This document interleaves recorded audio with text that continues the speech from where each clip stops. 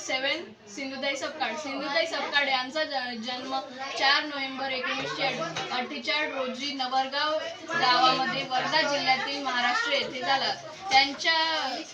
त्यांचा विवाह श्रीहरी सपकाळ यांच्याशी झाला. श्रीहरी सपकाळ यांचे वय तेव्हा 25 ते 26 वर्ष एवढे होते व सिंधुताई सपकाळ यांचे वय अवघे 9 वर्ष एवढे होते. सिंधुताई सपकाळ हे अवघे 4था वर्ग शिकलेला होता. त्यांच्या जन्मापासूनच त्यांचा खडतर प्रवास चालू झाला.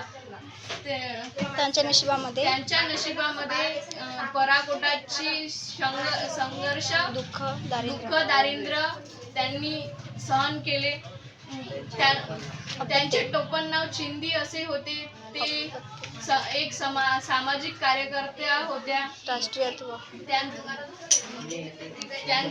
त्यांचे मृत्यू 4 जानेवारी 2022 मध्ये झाले. त्यांना मिळालेले पुरस्कार डॉक्टर बाबासाहेब आंबेडकर पुरस्कार, पद्म समाजभूषण पुरस्कार असे मिळाले होते. मृत्यूचे कारण काय होते? मृत्यूचे कारण हृदयाघात असे होते.